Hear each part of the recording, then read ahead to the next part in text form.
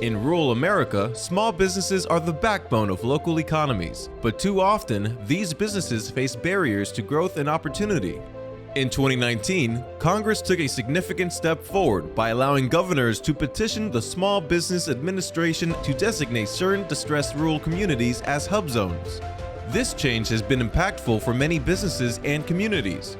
23 governors have successfully petitioned SBA to designate more than 450 rural communities as hub zones, expanding opportunities for small businesses across the country to access billions of dollars of federal contracts reserved for certified hub zone firms.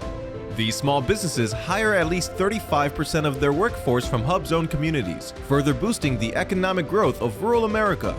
Unfortunately, the congressional provision limits the number of areas a governor can request each year to 10% of eligible areas, leaving thousands of eligible communities waiting years to be selected. But what if governors were not limited to selecting only 10% of the distressed rural areas that meet the eligibility requirements each year?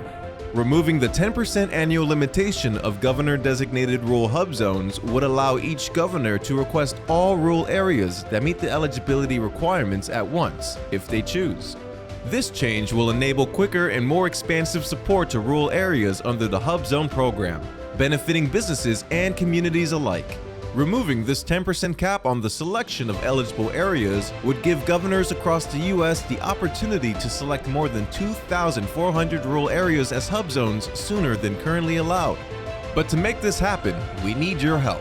Contact your representatives and urge them to advocate for this improvement to the Hub Zone program. Together, let's remove the barriers, reduce administrative burdens, and provide much-needed support to the communities that need it most.